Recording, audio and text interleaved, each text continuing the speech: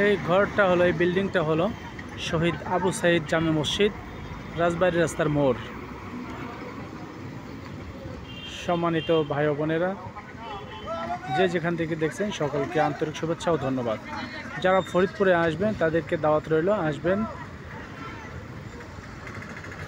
দেখা করবেন, এখানে দেখবেন রাজবাড়ী রাস্তার মোড়ের পাশেই একটি মনোমুগ্ধকর পরিবেশ শহীদ আবু সাইদ জামে মসজিদ প্রতিষ্ঠিত হয়েছে।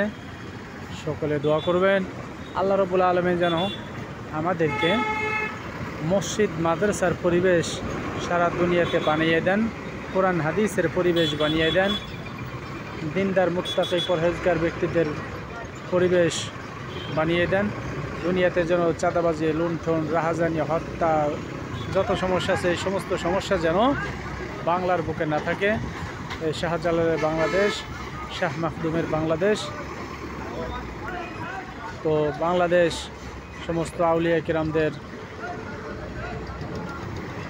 রক্তের বিনিময়ে আল্লাহ রাব্বুল আলামিন বাংলাদেশকে দ্বিতীয় বৃহত্তর মুসলিম হিসেবে দান করেছেন। এই জন্য সকলে আমরা চেষ্টা করব আল্লাহ রাব্বুল আলামিন যেন আমাদেরকে সুখী, সমৃদ্ধি, দিন প্রিয়, ইসলাম প্রিয়, কোরআন প্রিয়, হাদিস প্রিয় মানব জাতির মহব্বত নিয়ে আমরা বসবাস করতে পারি। আল্লাহ রাব্বুল আলামিন যেন আমাদেরকে দুনিয়াতে আখিরাতে কামিয়াবি দান করেন। আপনারা এখানে ফরিদপুরে আসলে অনেক দর্শনীয় স্থান দেখতে পাবেন। আল্লাহ রাব্বুল আলামিন আমাদেরকে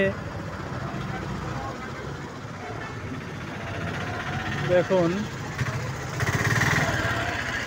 এই বাসওয়ালা একটা বিষয়, সেনাবাহিনী বাসটাকে দাঁড় করাইলেন এবং কথা বলতেছেন হেল্পারের সাথে সেনাবাহিনী।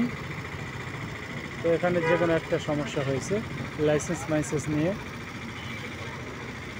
তো আমাদের সমাজটা যেন সুন্দর আইন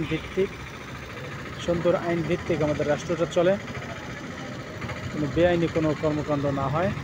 আমরা